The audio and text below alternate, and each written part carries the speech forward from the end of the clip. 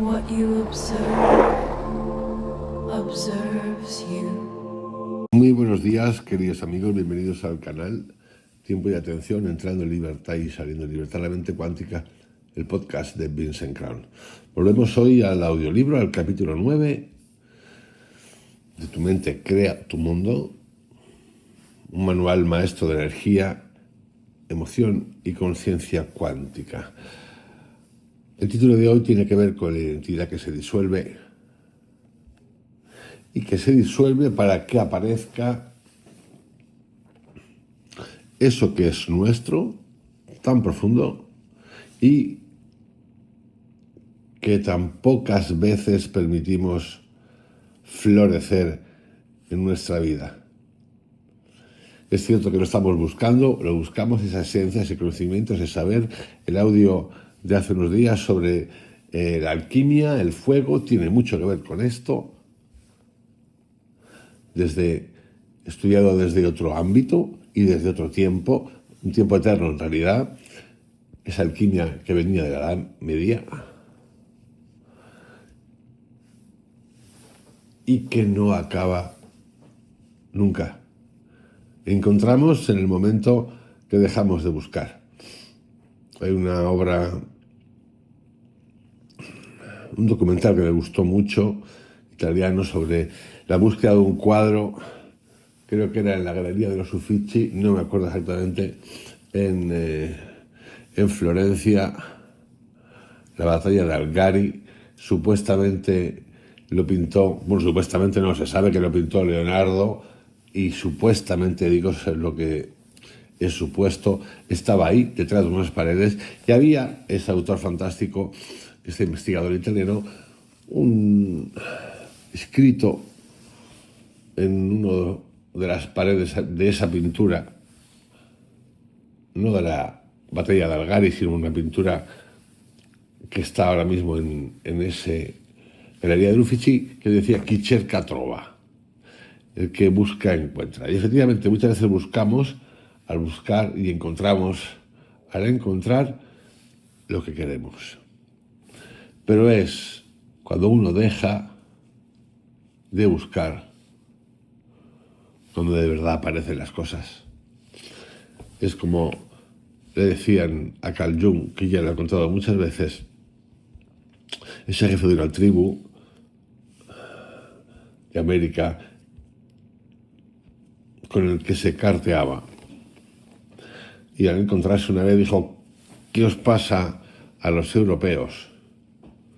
En realidad él decía a los blancos: "Que siempre estáis buscando, sin parar, en un estado ansioso". La identidad que se disuelve para que tú aparezcas. Has llegado a este capítulo después de atravesar una serie de desmantelamientos progresivos. No han sido conceptuales, sino experienciales. Cada capítulo anterior ha ido retirando una capa de aquello que dabas por sentado como tú, hasta dejarte frente a una pregunta que ya no se puede evitar. ¿Quién eres cuando lo que creías ser deja de sostenerse? En el capítulo 7, ordenaste el tiempo interno, viendo que pasado y futuro no son líneas externas, sino movimientos activos dentro de ti que condicionan tu presente. En el capítulo 8, reconociste la existencia del doble silencioso, esa inteligencia que vive por delante de tu mente y orienta la vida antes de que la identidad tenga algo que decir. Después de todo ese recorrido, algo se vuelve evidente. La identidad que has llamado yo no es el origen de tu vida, sino una forma de organizarla, una forma útil en ciertos momentos, pero profundamente limitante cuando se convierte en el centro. Este capítulo no viene a destruir la identidad ni a negarla, viene a mostrar cómo se disuelve cuando ya no es necesaria y qué aparece cuando deja de ocupar el lugar que nunca fue suyo. Porque lo que emerge no es vacío ni confusión, sino una presencia más simple, más honesta y más viva que cualquier definición personal. Aquí no vamos a hablar de dejar de ser alguien en un sentido abstracto. Vamos a explorar cómo la identidad se construye, por qué se hace rígida, cómo se defiende y sobre todo qué ocurre cuando deja de ser el eje desde el que vives. La disolución de la identidad no es una pérdida, es una liberación funcional. Es el momento en el que la vida deja de necesitar una máscara para sostenerse. Este capítulo marca un umbral clave en el libro. A partir de aquí, ya no se trata de comprender cómo funcionas, sino de vivir sin tener que sostener una imagen de ti mismo. Y desde ese lugar, por primera vez, aparece algo que no necesita nombre. Y para revisar esta identidad, nuestra identidad, mi identidad, pues lo primero que podemos hacer, y a mí me parece conveniente, es preguntarnos qué es realmente la identidad. O lo que entendemos por identidad. La identidad no es lo que eres.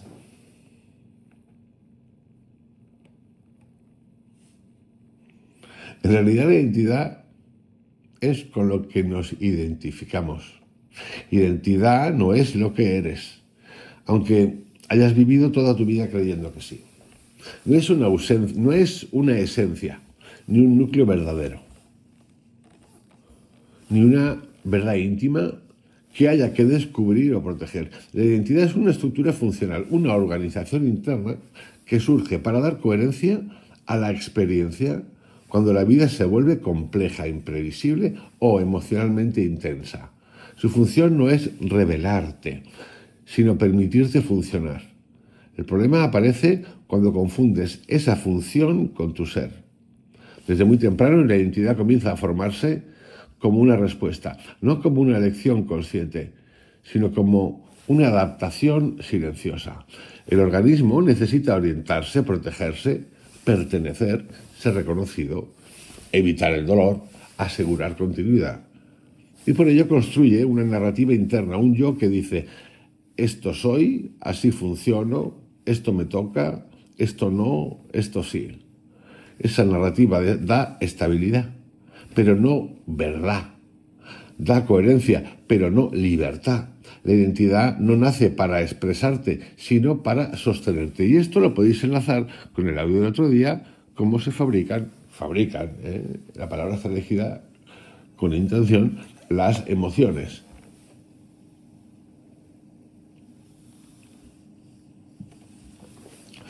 Trago de café. Por eso, continúo, cómo se fabrican las emociones tiene mucho que ver con esto que acabo de citar. Por eso, la identidad siempre está ligada a la historia. No existe identidad sin tiempo. Se forma a partir de lo vivido, de lo repetido, de lo que funcionó alguna vez. Cada rasgo que hoy defines como parte de ti fue en algún momento una solución, una forma de adaptarte. ¿Adaptarte a qué? A un entorno, a unas circunstancias, a unas relaciones específicas, a unas demandas emocionales determinadas. El problema es que el cuerpo y la mente siguen sosteniendo esas soluciones incluso cuando el contexto ha cambiado por completo. La identidad no se actualiza sola, se aferra a lo que conoce. Aquí aparece una confusión fundamental. Creemos que la identidad es el origen de nuestras decisiones, cuando en realidad es una consecuencia acumulada. No decides quién eres, te conviertes en alguien a partir de lo que has tenido que sostener. El yo no es el punto de partida de la vida, sino un efecto secundario de haber vivido. Repito, el yo no es el punto de partida de la vida, sino un efecto secundario de haber vivido. Y sin embargo, una vez consolidado, ocupa el centro y empieza a actuar como si fuera el dueño de la experiencia. Es increíble esto, en esta frase lo que hay escondido. El yo no es el punto de partida de la vida, sino un efecto secundario de haber vivido. ¿Qué quiere decir esto? Que antes de haber vivido esta vida que tienes ahora mismo, que tengo, que tenéis, que tenemos, había conciencia antes. No se llamaba yo una identificación. Yo esa parte no la puedo responder, no sé responderla. Yo puedo responder y tengo claro que nosotros somos eternos y continuamos. Y que me iré, me voy, cuando me toque, con la energía vibracional acumulada y que haya podido, vamos a decir, desarrollar, vislumbrar, reconocer, con la que me voy. Más allá de mis intentos de aprendizaje, de aprender cosas, de cambiar cosas, lo que sea. Al final tengo un campo vibracional que cambia por días, efectivamente, por horas puede cambiar incluso, por minutos puede cambiar, pero todo ese sumatorio de ahora mismo me da, vamos a llamarlo un número, y con ese número energético vibracional es con el que me marcho es decir, hago el tránsito, desaparece el cuerpo físico, se agota para seguir. Esto lo tengo clarísimo. Referente a la frase, el yo no es el punto de partida de la vida, sino un efecto secundario de haberla vivido, lo que yo no tengo duda, no lo sé, es si cuando eso ocurre, la muerte, ese temor fantástico, la muerte, si cuando eso ocurre,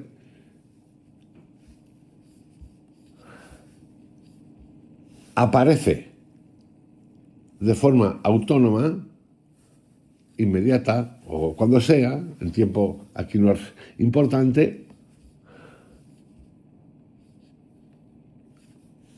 esa esencia auténtica. Es decir, si aparece, aquí dice, el yo no es el punto de partida de la vida. Si aparece ese punto de partida, del cual estoy hablando, que queremos que emerja y que surja. Me encuentro cuando muero con ese punto originario de partida, esa esencia, la toco, la siento, o todavía en diferentes condiciones, ¿no?, en el que lo físico, como que puedes tocar, no está, sigo con la vibración que me traigo.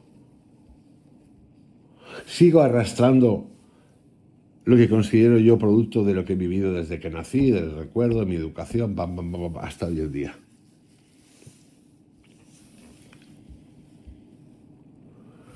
Es decir, por poner un ejemplo, a gente que ha meditado y a gente que hemos hecho el viaje de psilocibina. Cuando me muero, me encuentro con ese espacio que me encontré inaudito.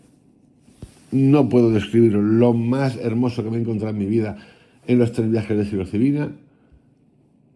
¿Es lo que voy a encontrarme o no? Y luego voy a volver a un estado de normalización. De normalización me refiero a la normalización de mi vibración cotidiana. Yo esa parte no la sé, no la puedo responder. Tengo claro que sigo con la misma energía vibracional con la que me voy. Que en ese camino puedo seguir trabajando. Sí, digo trabajando, tratando de entender y de vislumbrar. Desde luego, desde lo desconocido, porque normalmente no sabemos y tenemos miedo a ese tránsito. ¿Cómo voy a llegar a esa esencia? No tengo ni idea. Y esa parte también hace que el viaje sea, pues, fascinante, misterioso. Es un viaje. Se convierte en un viaje. La identidad funciona como un filtro permanente. El tema de hoy tiene que ver con la disolución de ese yo. La identidad, repito, funciona como filtro permanente. Decide qué emociones son aceptables, qué pensamientos son coherentes contigo, qué emociones encajan con las imágenes que sostienes. Todo lo que no encaja genera tensión, culpa o rechazo, no porque sea incorrecto, sino porque amenaza la continuidad del personaje. Así, la identidad empieza a mandar incluso cuando ya no protege nada. Se vuelve un sistema automático que mantiene hábitos internos, reacciones, decisiones y límites que ya no tienen sentido, pero que siguen activos por inercia. Es importante entender que la identidad no es mala ni errónea. Cumple una función real. Gracias a ella puedes orientarte en el mundo, asumir roles, comunicarte, construir una historia compartida con otros. El problema no es tener identidad, el problema es vivir desde ella como si fuera tu centro. Cuando la identidad ocupa ese lugar, la vida se vuelve rígida, todo pasa o todo vuelve y se mide en función de lo que soy, lo que me corresponde y lo que debería hacer alguien como yo. Y ahí comienza el desgaste. Porque la vida es movimiento, pero la identidad es repetición. La vida cambia, pero la identidad necesita continuidad. La vida empuja hacia lo desconocido, pero la identidad busca confirmar lo ya conocido.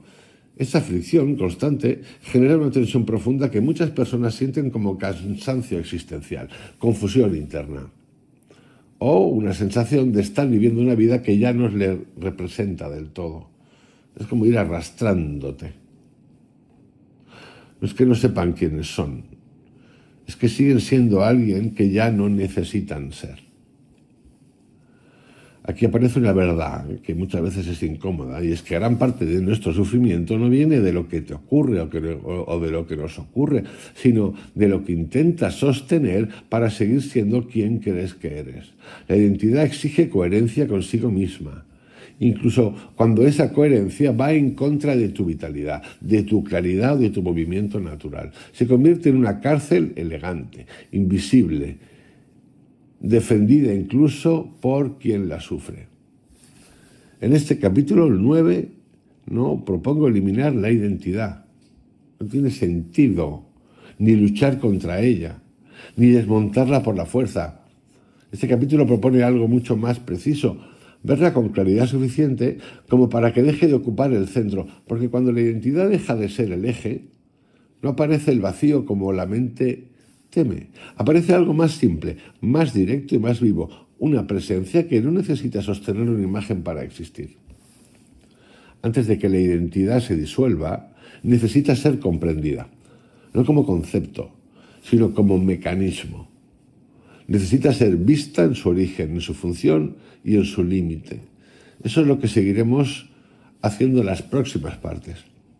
Ver cómo se forma, cómo se defiende, cómo se agota y qué ocurre cuando ya no es necesaria. La disolución de la identidad no es un acto dramático.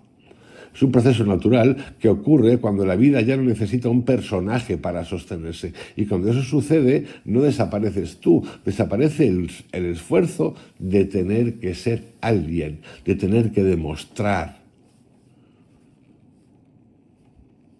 De tener que demostrar.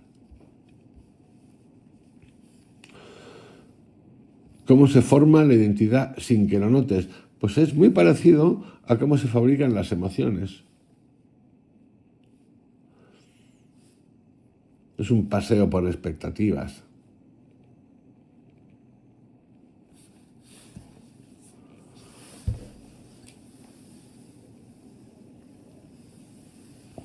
El ser humano nos han formado con unos criterios de repetición convertidos en autoridad, dependientes, insuficientes,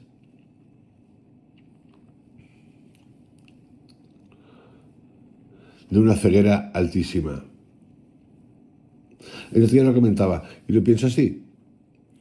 El ser humano sigue siendo un animal, por mucha emoción, por mucho cuidado, por muchos reflejos, actos reflejos de amistad, amor, ¿no? No hablo del amor que nos han contado, no. Hablo del otro amor, ese que se encuentra en la meditación, en un viaje de psilocibina, ese otro amor.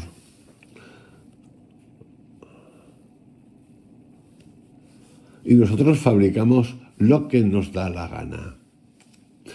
Y digo que el ser humano no ha dejado su animalia, no ha dejado su animal. No lo ha dejado en absoluto. Es incapaz Incapaz porque no ha sido capaz, desde que existió el ser humano hasta hoy en día, grandes civilizaciones, grandes artistas, grandes creaciones, el acceso al agua potable, bueno, en parte del mundo, porque no todo el mundo tiene esto. El otro día con una amiga tenía esta conversación muy interesante y lo que hacíamos era revisar, o sea, vale, somos 8.000 millones de personas ahora. Bueno, y luego tu amigo, Norberto Jorge, que también me lo explicaba un día. Escucha, que somos 8.000 millones ahora mismo, más o menos, uno más, uno arriba, ¿no? Y que los que vivimos verdaderamente bien somos 1.000 millones. 1.000 millones de 8.000 es un porcentaje bastante pequeño de la humanidad. Lo que ocurre es que nosotros nos creemos que todo pasa por nosotros. A mí me pasa muchas veces. Nosotros nos ponemos a hablar de los libritos de las cosas fantásticas de Marian Rojas, yo qué sé, de Krishnamurti, de Joe Dispenza, y nos entregamos y vamos al cursito del Satibanki, de Comba, de penetración mental, bueno, todo lo que queráis, de psilocibina, de lo que os dé la gana, cursos y cursos y cursos, pero eso, ni se lo preguntan, ni se lo leen los otros 6.000 millones. He dicho 6.000, he quitado uno más, he puesto que somos 2.000, que están en otro lugar. Sí que viven sus circunstancias, podemos decir, de una manera parecida a las nuestras, pero este circuito del consumo ni existe. Esas preguntitas que muchas veces nos hacemos nosotros, que yo las llamo preguntitas de mierda, porque quedan guay, nos quedan guay, no se las hacen. ¿Estoy diciendo que sea mejor o peor? No, no estoy diciendo que sea mejor ni peor. Lo que estoy diciendo es que nosotros vivimos en una fauna mental, en una fábula mental de producto y de producción que tiene que ver, por ejemplo, con la salud, con todo esto que tratamos en el canal, la motivación, el liderazgo, todas estas mamarrachadas que son increíbles. El otro día volví a ver, esto por la identidad, a un artista en un canal que se ha hecho muy famoso sobre inteligencia artificial español, que entrevistaba 1 hora y media a un artista, digo, porque es que hay muchas artistas y muchos artistas, que decía, esta es la última generación. Es que, fijaros, el impacto de la inteligencia artificial es en planetario, es decir, a todos los que tenemos un teléfono, por ejemplo. Incluso esos 8.000, porque fijaros, hay hambre por el mundo, pero seguramente hay 6.000 millones de teléfonos por ahí, más o menos, ¿no? O 5.000 millones de teléfonos. De este tipo es mundial. Entonces aparecía esta Jaimita y decía, esta es la última generación de CEOs, o sea, ya nos vamos de los grandes gestores, de los grandes líderes, ¿no?, del consejo, que van a funcionar sin usar la inteligencia artificial, porque lo que viene es ese CEO. Eso es lo que le importaba a la petarda esta. Eso era lo importante. Bueno, contó muchas más cosas, de las cuales, pues la verdad, yo a estos elementos y elementas ya los veo como Mordor, porque está el Super Mordor, ¿no?, del Señor de los Anillos, está el ojo, ese que está ahí arriba, ¿no?, en la película, el ojo, y luego están los elefantiásicos estos, hay unos cuantos ojos ahí, ¿no?, los grandes creadores de las inteligencias artificiales, los grandes, ya sabéis cuáles, los Facebook, los Twitter, los Instagram, todos estos, los Google, todos estos, Amazon, los chinos, DeepSeek, no sé quién hay por ahí más. Y luego están los que han salido de ahí, del foso, que son peores todavía. Son peores porque aparecen como los grandes intérpretes de la educación fantástica que nos va a suponer, porque ellos ya están ahí. Es acojonante. Es el mismo ejemplo claro ¿y qué ocurrió con la economía de la atención? Los mismos papanatas, que han llevado y han mejorado la estulticia, el grado de dependencia. Ahora la gente se asusta porque la inteligencia artificial está haciendo reajustes, ella sola por lo visto, en grandes empresas. Se están despidiendo mucha gente con trabajos que ellos ni pensaban, desde contabilidad, por ejemplo, porque lo puede hacer solo, todo lo que tenga que ver con gestión de datos, todo lo que tenga que ver online. Ingenieros. No, es que esto va a afectar solo a los blue collar, a los de collar azul, ¿no? No, a los white collar, no, a los listos calistas como la señora esta. Claro, cuando nos hacemos la pregunta, y yo hace unos días lo que dice, pues si tanta potencia tiene la inteligencia artificial, oye, si es que al final es una cuestión, al final va a ser lo de siempre, una cuestión de medios, ¿no? Porque una inteligencia artificial puede suponer que elimine a esa señora, ¿no? Que la deje, porque no le da, no hace falta. Si por mucho que sepa en cuanto a la inteligencia artificial que alguien pueda copiar, replicar, tenga acceso a tus conocimientos o tus datos, tú eres suprimible. Ella, la que hablaba, por ejemplo. Yo, suprimible. Como yo soy mi propio jefe, pues hago lo que quiero, pero suprimible. ¿Qué significaría suprimible? Significaría, por ejemplo, que yo pueda llegar a un punto, ¿no?, de todo lo que he hecho en este canal, ¿eh?, lo pudiese hacer esa inteligencia sola. Que yo le metiera, no sé, por ejemplo, agarrarme a alguien que sea muy conocido en YouTube, yo qué sé, me da igual del tema que sea. De estos, Joe Rogan, el del poder de la hora, el Gartole, o quien sea, alguien que tenga millones, y replicarlo. Exactamente igual. Por lo tanto, todos somos prescindibles bajo esta nueva, el concepto de identidad AI.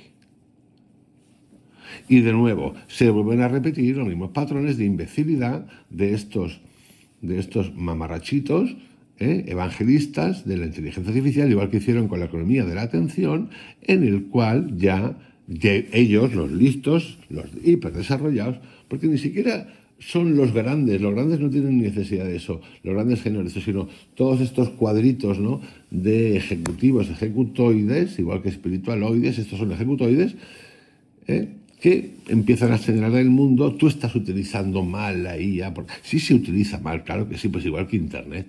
Pues somos unos monos con metralleta, por supuesto, y que va a ir a peor, por supuesto, pero es que está diseñada para eso.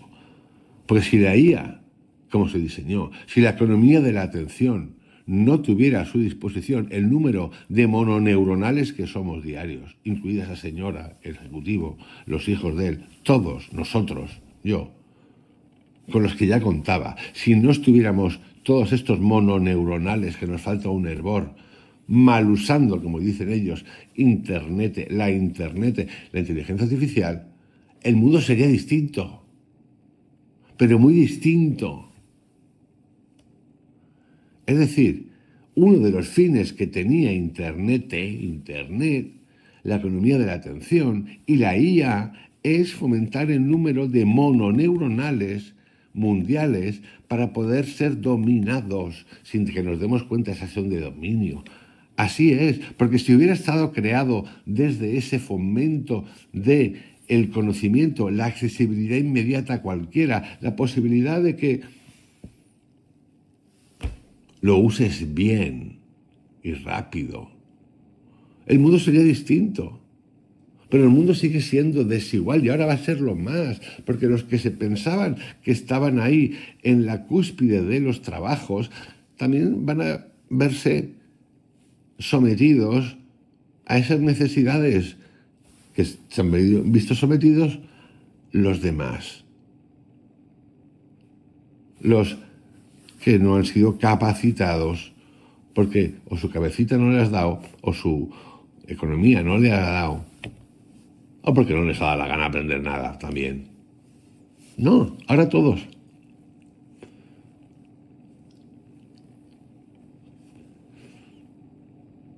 Pero nosotros esto nos gusta porque se repite todo el tiempo. Y se está repitiendo en espacios muy cortos de tiempo.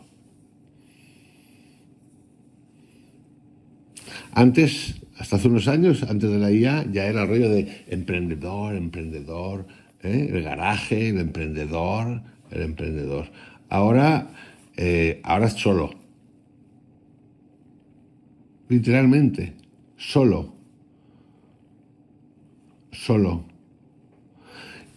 Y de nuevo, en todo ese espacio humano, ¿ha habido desarrollo de conciencia? Nada. ¿Ha habido pérdida de atención? Absolutamente. ¿Ha habido un uso de la economía de la atención para tenernos sometidos hasta lo más listos que se creen de los más listos? Por supuesto. ¿Ha habido una influencia diaria y cotidiana del uso de información, de extracción de información para saber nuestra conducta, patrones de conducta y de formarnos? Por supuesto. ¿La sigue habiendo? Por supuesto. Entonces, ¿ha dado el ser humano algún salto para salir del animal, modificar y cambiar los conceptos de competencia? A ver, ¿cómo vais a tratar ahora estos listos que hablan de competencia? No, la competencia es buena porque tal, todos estos listos. No, pues la competencia está en todos los lugares, ¿no? Sobre todo a nivel político, ¿no? Y económico, a nivel mundial, con un Menda Lerenda como es el rubito del maíz, con lo que está haciendo ahora, ¿no? O cómo tratabais con la competencia, con los otros, ¿no? Al que ha mandado, al que ha cambiado la silla, al que ha movido la silla, o con un chino, ¿cómo os movéis en eso? ¿Cómo tratas tú la competencia? ¿Cómo tratas tú la competencia, listos calistos, cuando tú tienes un montón de gastos, ¿no? Por ejemplo, por empleado, porque tienes que cubrir la seguridad social de un país corrupto como es el mío, ¿no? Que los sistemas están montados para robar, pero tú compites con un chino que no tiene nada de eso. ¿Tú cómo te mamas esto de la competencia? Eso sí, la competencia, el desarrollo, todas estas mierdas. ¿Cómo te las mamas? El ser humano no ha trascendido el concepto de trabajo y por ende es el concepto de sometimiento absoluto, porque es a través del trabajo que te lo cambian por kikis, estampitas, porque son estampitas que se llaman dólar, estampitas que se llaman euro, lo que tú quieras, yuan o como se llame, que te permite acceder a comprar necesidades y estatus. Nada más. ¿Qué ha trascendido el ser humano? Si es más básico que un mecanismo un botijo. Somos básicos y nos creemos súper inteligentes. Pero básicos.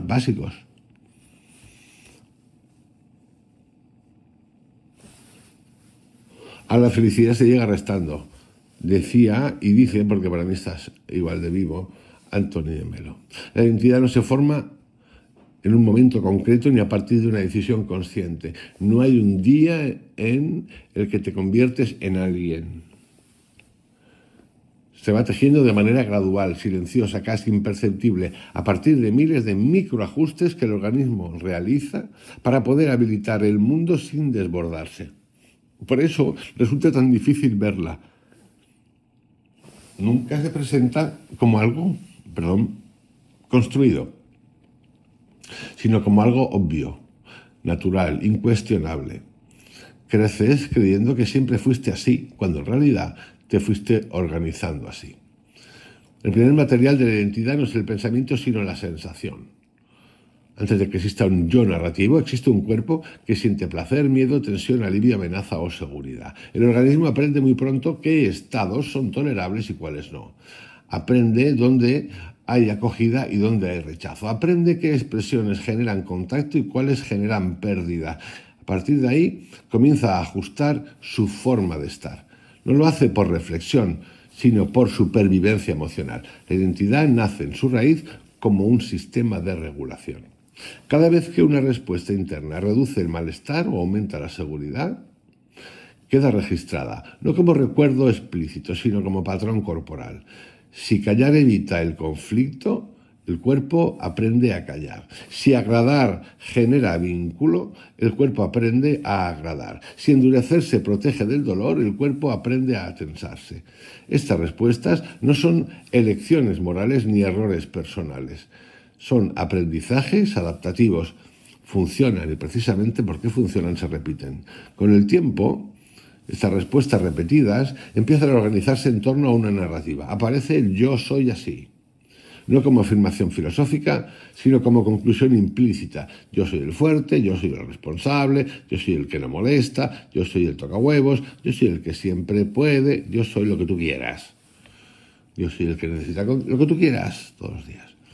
La mente llega después para poner palabras a algo que el cuerpo ya está haciendo desde hace tiempo. La identidad no nace del pensamiento. El pensamiento llega para justificarla. Este proceso ocurre sin que nadie lo decida. Nadie se sienta a diseñar su identidad. Se instala sola, como una arquitectura invisible que ordena la experiencia y cómo se forma en etapas tempranas, cuando aún no hay distancia reflexiva, queda profundamente naturalizada. Es lo que llama Joe Dispenza esa memoria que se instala aquí detrás, arriba de la nuca, esa memoria cuerpo que es súper profunda. Cuando tú expresas, cuando yo expreso, es un estado emocional a través de los sentimientos, de lo que siento, ¿no? Y de la verbalización, por ejemplo. Esto ha ocurrido hace ya un ratito, antes de que hable. El otro día hay un autor que decía que es a través de cómo hablamos que formamos la vibración. No. Bueno, para mí no. Nace antes, en esa memoria cuerpo abundante desde el ADN y desde la educación que hemos recibido, el entorno, el medio en el que hemos vivido desde que nacimos y que no podíamos hacer nada. Sí, poco, nada. Por eso es tan difícil. A veces cuesta tanto modificar ciertas cosas. Por eso dudamos tanto. No es que no puedo. Es que yo no puedo tratar con esto que me pasó con, no sé, con mi padre, con mi madre. Bueno, como que no puedes. No. Claro que puedes. Por supuesto que puedes. Buscamos todo el rato justificarnos, como si estuviéramos llamando a Barrabás a alguien. Que no estamos llamando Barrabás a nadie. Te está preguntando, que es distinto. No, pero es que esto es una... No. Eso es una prueba del apego radical que todos hemos tenido en algún momento dado de nuestra vida y no te da la gana soltar. No te da la gana soltar porque piensas que estás ofendiendo. Esos son los karmas. No, el karma. Bueno, el karma, 1000 años, tengo que venir 1000 años. Pues claro, pues venir 10.000 años si te toca. Suelta. No, pero no quieres soltar. Pues, si no quieres soltar, reconoce que no quieres soltar. Bueno, haz lo que te dé la gana en realidad. Esos son los karmas.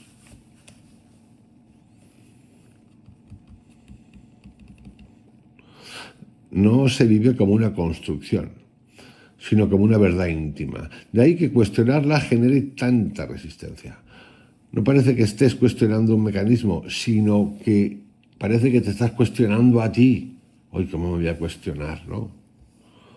¿Cómo me voy a cuestionar?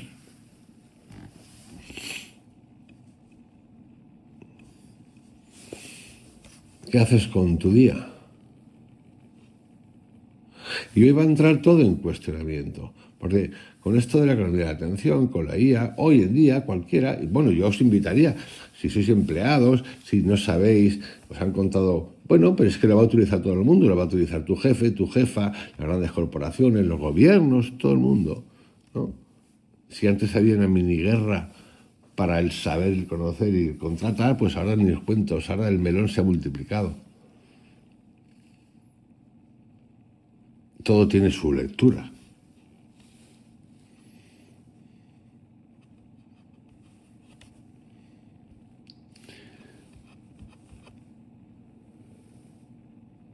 ¿Hasta qué punto puedes depositar tu confianza en la materia, concepto, educación, formación, para desarrollarte profesionalmente en corporaciones, empresas? Yo, mi opinión, cero. Cero. Y esto es importante entenderlo. Pero cero ahora y cero antes. Antes todavía había más estabilidad. pero hoy cero absoluto. Es un acuerdo por necesidad. Y el que tiene el poder de, lo ejecuta y lo va a ejecutar siempre. Y en el camino son evangelizadores. Alguien, otro muy conocido, no sé si era Dr. Oz, decía que las grandes instituciones como Google, Facebook, Apple, son y se fundamentan en conceptos altamente religiosos, es decir, parecen religiones, son religiones, funcionan con lo mismo, necesitan evangelizar. Evangelizar. Jodidísimos. Y como todos nos gusta el sentido de pertenencia, pues en el fondo todos somos unos evangelizadores. Porque puedes tener a todos esos que rechazan la religión porque piensan que son muy listos, ¿eh? Y dicen, no, esto ya no se lo fuma nadie. Aunque también hay muchos que siguen también con la religión, las suyas, las que sean. Y están en la religión esa de la supertecnología. La última religión es la de la IA, la superreligión. Cambio de cromos. Cambio de cromos. No vamos a evolucionar. Escucha, no evolucionamos ni de coña. Y cuando pensemos que vamos a evolucionar porque nos la podrán endiñar por detrás, como digo yo, como dicen ahí, como en Matrix, que te la endilguen por detrás, ahí en el cuello, por detrás me refiero al cuello, seguramente alguien tendrá el control de esa cosita y no será del todo tan bueno. Sin duda, el ser humano en los próximos 10 años va a vivir avances de salud, donde haya personas que se vayan a ir, pero con mucha salud, pero digo con mucha salud y con buenos cuerpos, como así suenan, a los 110, 115, 130 años. No tengo ninguna duda. ¿A quién le va a llegar eso? A los que le van a llegar. A ti, no. A mí, no. ¿Me importa a mí algo? Me importa un carajo. Sinceramente. Me da lo mismo. Sí. Pero cuando pensamos en la vida, en que te puedes quedar aquí de putísima madre 30, 40 años más, y puedes seguir con tus circunstancias porque no hemos entendido qué es lo otro, qué es la muerte, que es lo básico, no entender qué es la muerte,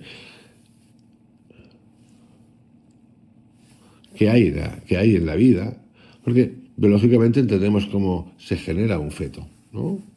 Óvulo, pim, pim, pim, espermatozoide, y de la nada, monada, sale un cabronazo, una cabronaza. Antes de eso que había, esa es una historia que tampoco sabemos. Y después de la muerte, tampoco. Para mí es más sencillo, ya lo expliqué una vez, entender qué ocurre después que al nacer. En algún momento se tienen que tocar. Digo yo, no lo sé. Pero puede ser. Esto de la identidad es un mapa de emociones. Estamos en el capítulo 9. Y de interpretaciones. La identidad se refuerza con la repetición.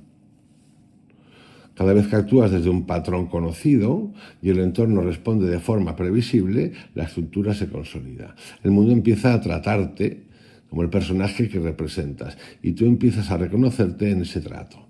Se crea un bucle de confirmación, tú actúas desde la identidad, el entorno responde acorde a ella. Y esa respuesta refuerza la identidad. Romper ese bucle no es fácil, porque no es solo interno, es relacional. Además, la identidad se ve fortalecida por el lenguaje. El lenguaje fija lo que es móvil. Cuando te defines, aunque sea internamente, estás solidificando un proceso vivo, pero en realidad te estás definiendo con el lenguaje, obviamente, ¿no? Y con el pensamiento, porque ya está instalado en ti. El lenguaje no es autónomo. El lenguaje. ¿Cómo hablo?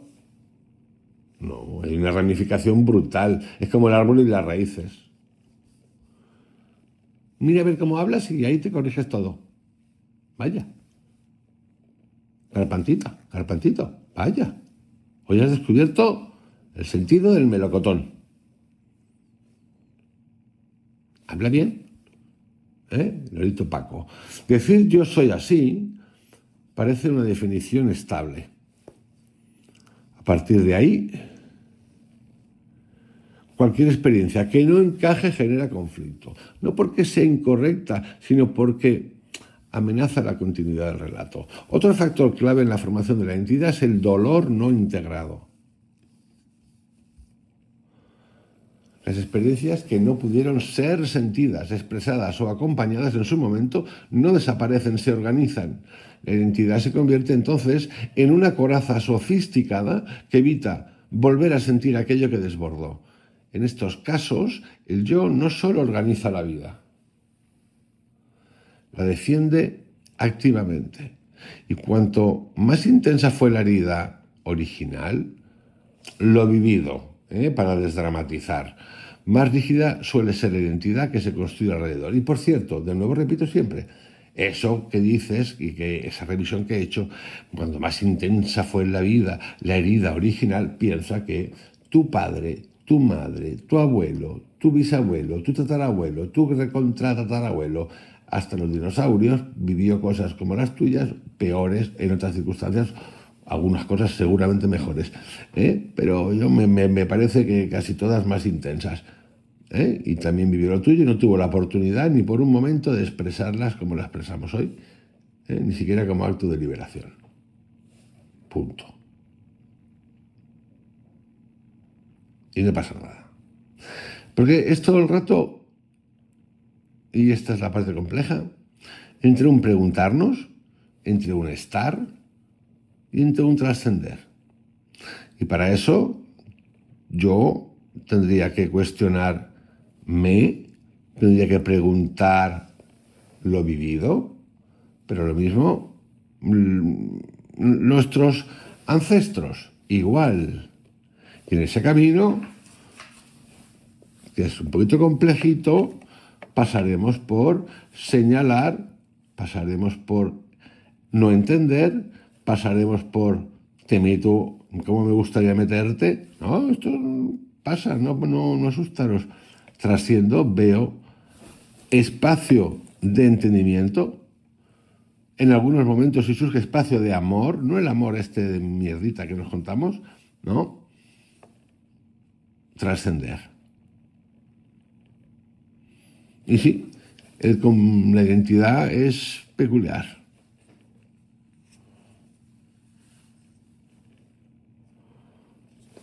Eso es un camino del héroe. Eso es eso es no tener miedo en realidad. Pero tú, tu padre, tu madre, todos los de atrás nuestros, todos. Esto no es una cosa de ellos fueron malos, malotes, mira lo que te hicieron, No, de eso nada, amigos. Estoy diciendo que uno en la vida no trate con temas, no sé, en pareja, que está la cosa flamenca. Eso es otra. No, yo no estoy negando nada, ni la acción, ni la defensa, ni el criterio, ni el respeto. No estoy diciendo nada de esto. Pero todos tenemos pasado complejo químico, vamos a llamarlo químico porque es químico, y trascenderlo pues requiere valentía, cuestionamiento. Y en algún momento decir basta, compi o compo, lo que sea. Por eso nuestras muchas identidades son profundamente funcionales, pero internamente agotadoras. Han servido durante años para proteger, sostener, garantizar supervivencia emocional. Pero lo que fue necesario en una etapa se vuelve limitante en otra. El problema es que la realidad no sabe cuándo su función ha terminado. No tiene un mecanismo interno de jubilación. Sigue operando por inercia, incluso cuando ya no protege nada. Aquí aparece una paradoja fundamental. La identidad te dio estabilidad, pero ahora te quita movimiento. Te permitió ser alguien en el mundo, pero ahora te impide cambiar sin sentir que te traicionas. Te ayudó a sobrevivir, pues parecía que sí, pero ahora interfiere con vivir de forma más plena. Y como no recuerdas el momento en que se formó, tampoco reconoces que pueda disolverse. La confundes con tu ser. Esta parte del capítulo es crucial porque introduce una comprensión sin la cual la disolución sería violenta o forzada. La identidad no es un error que haya que corregir, sino una respuesta que ya cumplió su función. Ver esto con claridad genera algo muy distinto a la lucha. Genera agradecimiento y desapego a la vez. Agradecimiento, perdón, por lo que sostuvo. Desapego, porque ya no es necesario seguir sosteniéndolo. En la siguiente parte de este capítulo vamos a entrar en un punto especialmente delicado, la identidad como defensa invisible. Veremos cómo incluso cuando ya no es necesaria, sigue operando para evitar sentir, exponerse o perder control. Y por qué esa defensa termina convirtiéndose en el principal obstáculo para que aparezcas tú más allá del personaje. La identidad no solo organiza la experiencia, sino que la protege. Y lo hace de una forma tan eficaz que rara vez se reconoce como defensa. No se presenta como un escudo explícito, sino como sentido común, carácter, personalidad, forma de ser. Por eso es invisible. No parece algo que haces, parece algo que eres. Pero en su núcleo más profundo, la identidad es una estrategia de protección frente a aquello que, en algún momento, fue demasiado para ser sentido sin desbordarse. Cuando una experiencia resulta emocionalmente abrumadora, rechazo, abandono, humillación, miedo, pérdida, el organismo no tiene muchas opciones. No puede borrar lo ocurrido, pero puede organizarse para que no vuelva a sentirse de la misma manera. Ahí es donde la identidad comienza a tomar forma defensiva.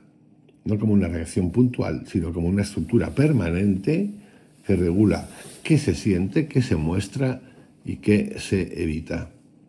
Esta defensa no es burda ni evidente. No siempre se manifiesta como dureza o cierre. A veces adopta formas muy sofisticadas. Ser siempre comprensivo para no generar conflicto. Ser fuerte para no depender de nadie. Ser inteligente para no sentirse vulnerable. Ser independiente para no volver a necesitar. Ser correcto para no ser rechazado. La identidad aprende qué postura interna reduce el dolor y la convierte en norma. Lo que empezó como protección se convierte en identidad estable. El problema es que toda la defensa tiene un coste. Protege, sí, pero también limita el rango de experiencia. Ahí donde la identidad se defiende, algo queda fuera. Puede ser la vulnerabilidad, la espontaneidad, la rabia, el deseo, la ternura, el descanso o la necesidad. No porque sean malas, sino porque en algún momento estuvieron asociadas a una herida. La herida, o la identidad, mejor dicho, se encarga de que no vuelvan a aparecer. Y en ese gesto protector va reduciendo el espacio vital. Vamos, te va asfixiando porque no trasciendes, no trascendemos. Lo más delicado es que esta defensa se vuelve automática, by default. Ya no necesita una amenaza real para activarse. Opera por anticipación y puede crecer y crecer. Antes de que algo ocurra, la identidad ya ha ajustado la respuesta. Antes de que sientas, ya ha filtrado. Antes de que actúes, antes de que hables, como decía lo que he contado antes, ya ha decidido qué es aceptable y qué no. Así la vida se vive a través de un marco estrecho que rara vez se cuestiona. No porque sea cómodo, sino porque es familiar. Muchas personas creemos que nuestra identidad es nuestra fuerza, cuando en realidad es nuestro blindaje. Nos sentimos seguros siendo quienes somos, pero no libres. Funcionamos bien, pero no descansamos. Cumplen, pero no se sienten vivas del todo. Cumplimos.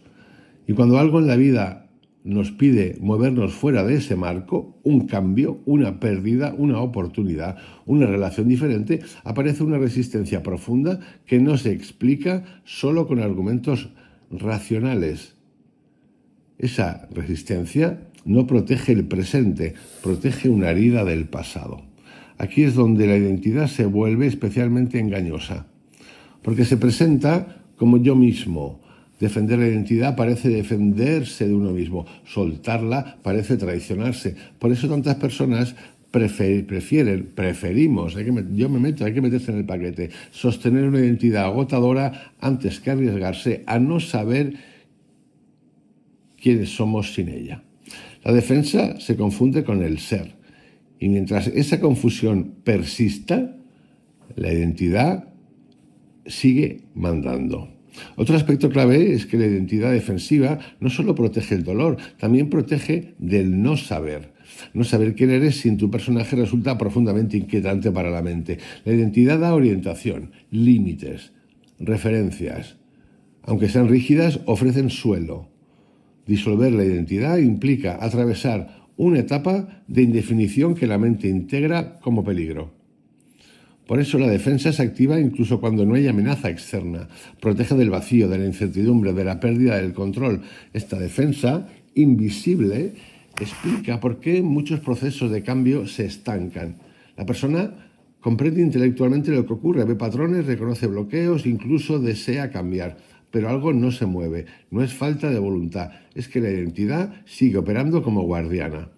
Y no se desactiva con argumentos, porque no nació del pensamiento, nació de la necesidad de sobrevivir emocionalmente. Cuando la identidad se defiende, o cuando defiende, también distorsiona la percepción.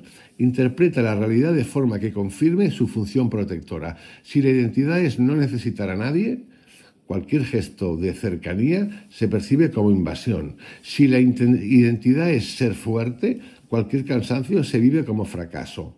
Si la identidad es ser bueno, cualquier límite se vive como culpa. Así, la identidad no solo regula la acción, regula la interpretación misma de lo que ocurre.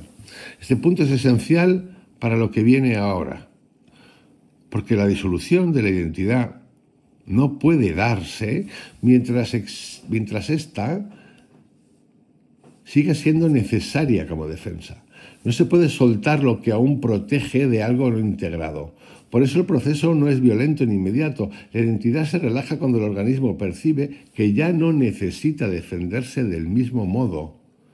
Y eso solo ocurre cuando hay suficiente presencia, seguridad interna y capacidad de sentir sin desbordarse. Aquí empieza a hacerse evidente algo crucial. La identidad no se disuelve porque la ataques, sino porque deja de ser necesaria. Cuando la vida ya no necesita un escudo permanente, el escudo se vuelve pesado. Empieza a resquebrajarse por su propio peso. No porque lo empujes, sino porque ya no cumple su función, el caballero de la armadura oxidada. En el siguiente bloque vamos a entrar precisamente en este punto de desgaste. Veremos cómo se siente una identidad agotada, qué señales aparecen cuando sostener el personaje cuesta más energía de la que aporta y por qué ese cansancio no es una debilidad, sino una señal de que algo más verdadero está listo para aparecer. Y aquí aparece un momento, muchas veces inevitable, en el que la identidad empieza a cansarse. No de forma espectacular ni repentina, sino como se cansa una estructura que lleva demasiado tiempo sosteniendo algo que ya no le corresponde.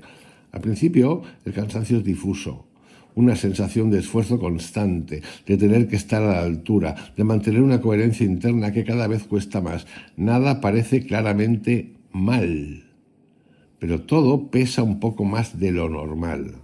Ese desgaste no aparece porque la identidad haya fallado, sino porque ha cumplido su función durante tiempo. Fue útil cuando era necesaria, fue eficaz cuando el entorno exigía protección, adaptación o control. Pero cuando la vida cambia, y siempre cambia, por cierto, la identidad no se ajusta con la misma velocidad.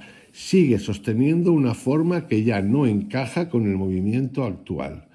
Y ese desajuste genera fricción interna. El cansancio de identidad no es simplemente fatiga física o mental. Es un cansancio existencial. Se siente como una pérdida progresiva de sentido en cosas que antes parecían importantes. Roles que antes daban identidad empiezan a sentirse huecos. Logros que antes reforzaban el yo dejan de alimentar. Incluso relaciones que encajaban perfectamente con el personaje comienzan a sentirse forzadas. No porque hayan empeorado, sino porque ya no resuenan con lo que está o lo que se está moviendo por dentro. Muchas personas interpretan este cansancio como depresión, apatía o falta de motivación. Intentan corregirlo añadiendo más esfuerzo, más disciplina, más estímulos, más objetivos, más control. No dejan respirar a nadie. Vamos, ni ellos respiran. Vamos, respiramos. Pero el problema no es falta de energía, es exceso de identidad. Es el agotamiento de tener que ser alguien de una forma concreta cuando la vida interna ya no cabe ahí. El organismo no está pidiendo más impulso, está pidiendo soltar. ¿Soltar qué? Soltar estructura. Aquí aparece una de las señales más claras del desgaste. La autoexigencia se vuelve insoportable. Insoportable. Aquello que antes se sostenía con relativa facilidad empieza a vivirse como una carga constante. Ser responsable, ser fuerte, ser coherente, ser correcto, ser capaz. Deja de sentirse natural y empieza a sentirse como una obligación permanente. No porque haya cambiado de valores, sino porque el personaje que la sostenía ya no tiene energía para seguir haciéndolo. Otro signo evidente es la irritabilidad sin causa. Pequeñas cosas molestan más de lo normal. No porque sean graves, sino porque ya no hay margen interno para seguir conteniéndose. La identidad ha funcionado durante años como amortiguador, filtrando emociones, controlando impulsos, manteniendo una imagen. Cuando ese amortiguador se agota, cualquier estímulo parece excesivo. Nada es debilidad, es saturación. También aparece una forma muy particular de tristeza. No es una tristeza reactiva, ligada a un acontecimiento concreto. Es una tristeza silenciosa, de fondo, que no sabe explicarse. Tiene que ver con la intuición, aunque no consciente, de que la vida que estás viviendo ya no es la que necesitas vivir, aunque no sepas todavía cómo sería la otra. Esta tristeza no pide consuelo, pide transformación, pero no una transformación estética, sino estructural. En este punto, la mente suele reaccionar intentando recuperar control. Aparecen preguntas obsesivas. ¿Qué me pasa? ¿Por qué ya no me motiva eso? ¿Por qué estoy haciendo mal? Se buscan respuestas externas, diagnósticos, explicaciones, pero ninguna explicación calma del todo, porque el origen del malestar no es conceptual. Es una señal profunda de que la identidad ha llegado a su límite funcional. Lo más delicado es que este desgaste suele vivirse como culpa. La persona se siente ingrata, responsable o inmadura por no seguir sosteniendo lo que debería. Se juzga por estar cansada de una vida que objetivamente no parece tan mala. Pero ese juicio es otra forma de identidad intentando sobrevivir. No quiere soltar el mando, así que convierte el cansancio en fallo personal. Aquí conviene decir algo con absoluta claridad. Cuando una identidad se agota, no es un fracaso, es un signo de evolución interna. La vida ya no necesita esa forma. La presencia que eres está pidiendo más espacio, menos mediación, menos personaje. El cansancio no es el enemigo del cambio, es su precursor. Sin ese desgaste, la identidad no se soltaría jamás. Este momento es crítico porque abre dos caminos. Uno es intentar reforzar la identidad agotada, reinventarla, actualizarla, maquillarla, hacerla más eficiente. El otro es permitir que empiece a disolverse. El primer camino lleva a un alivio temporal, pero perpetúa el desgaste. El segundo genera incertidumbre, pero abre la puerta a algo mucho más liviano. Permitir el desgaste no significa abandonar responsabilidades ni romper con todo. Significa dejar de empujar desde una forma que ya no tiene energía. Significa reconocer honestamente que sostener quien crees ser está costando más de lo que aporta. Y ese reconocimiento, aunque incómodo, es el inicio real de la disolución. Porque la identidad no cae cuando la atacas, cae cuando ya no puede sostenerse sin violencia interna. Y en ese punto algo empieza a aflojarse solo. No desaparece el mundo, no desapareces tú, Desaparece la obligación constante de mantener una forma fija frente a una vida que quiere moverse. En la siguiente parte, en el siguiente bloque, vamos a entrar en el núcleo de este proceso, la disolución. No como destrucción ni pérdida, sino como un reajuste natural, donde lo que ya no es necesario se retira. Y lo que siempre estuvo ahí puede, por fin, aparecer sin intermediarios. Y por cierto, aunque lo cuente así, puede ser que no lleguemos, porque esto no acaba.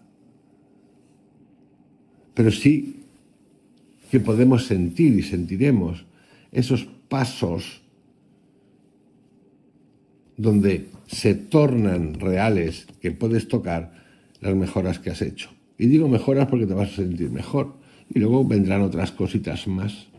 Nosotros estamos buscando todo el tiempo el llegar lo antes posible a ese estado de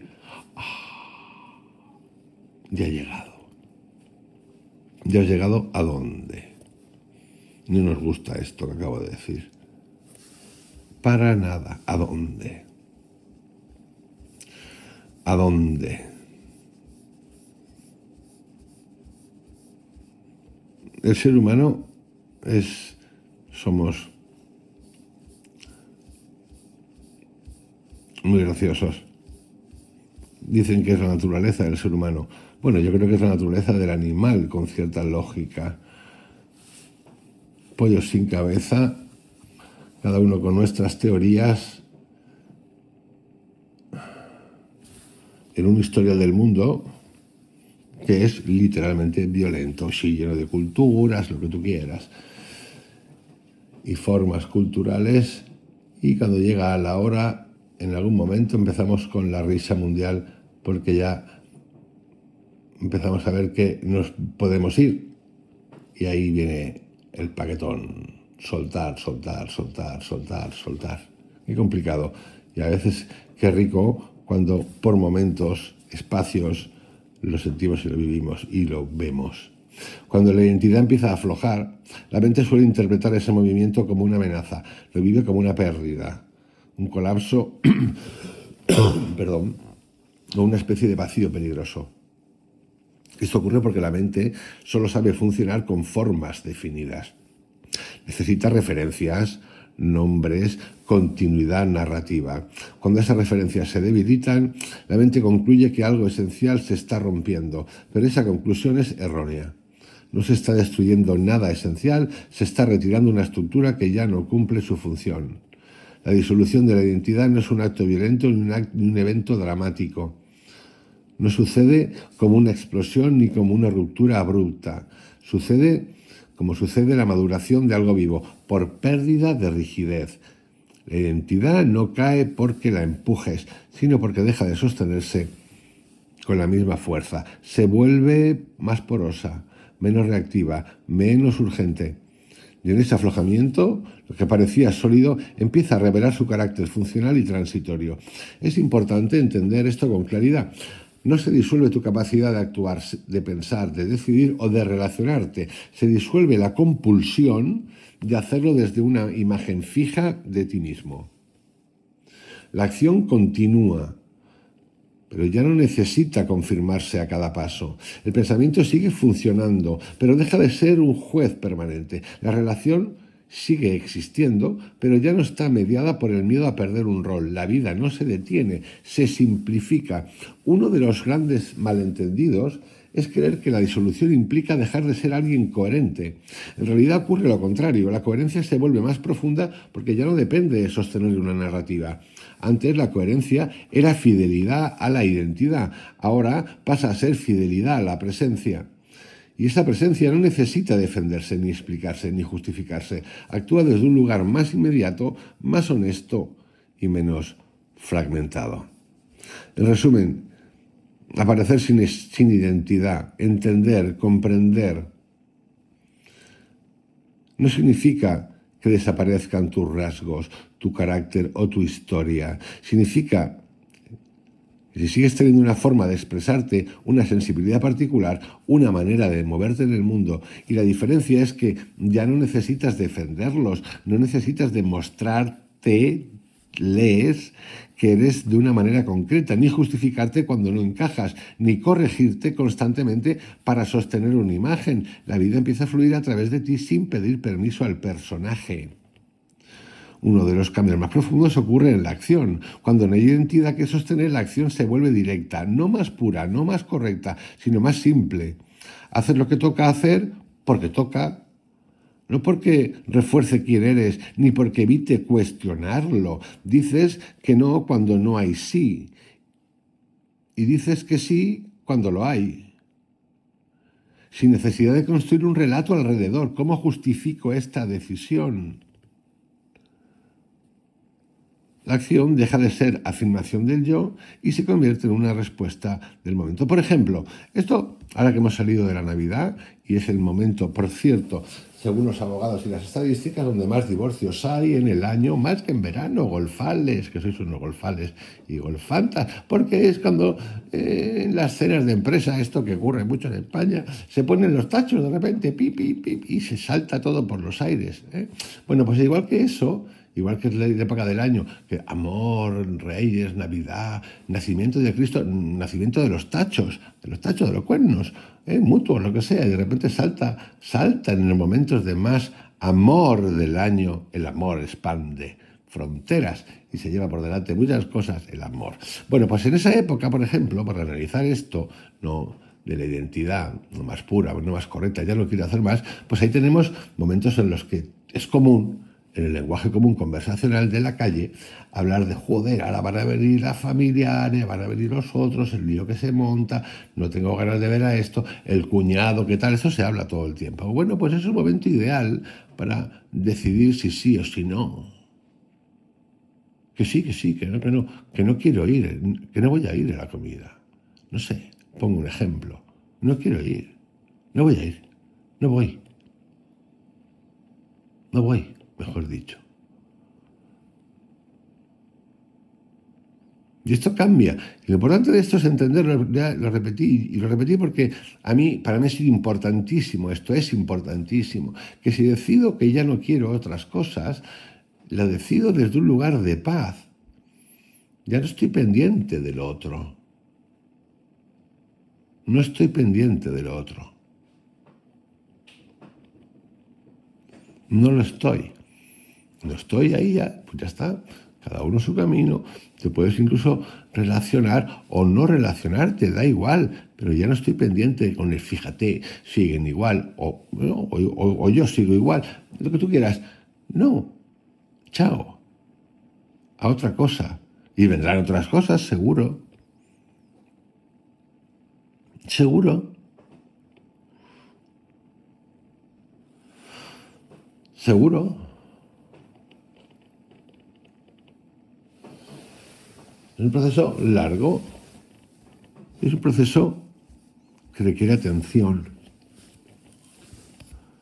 Aparecer sin identidad, esa identidad de la que he hablado hoy, cambia nuestra relación con el error. Hay gente que lo llama pecado.